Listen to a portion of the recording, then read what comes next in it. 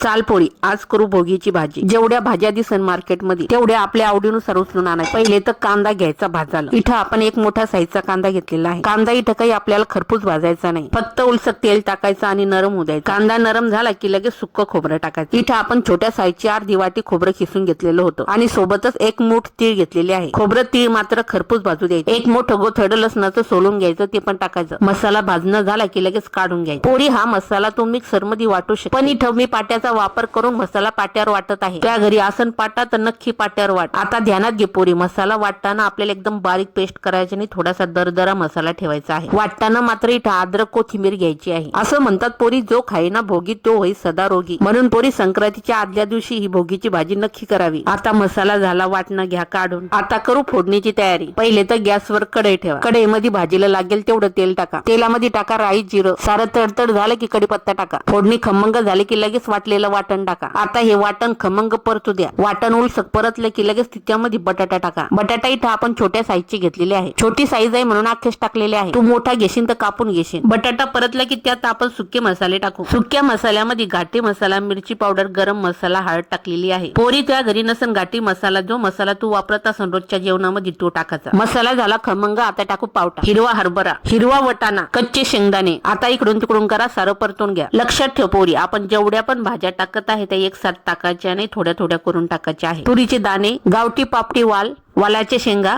गाजर। आता पुन्हा सर्व मिक्स करा। जेवढ्या पण आपण याच्यामध्ये भाज्या टाकल्या आहेत त्या परतल्या की अजून खायला चवदार लागतात। भाज्या चांगल्या मिक्स झाल्या की पुन्हा उरलेल्या भाज्या टाकायच्या।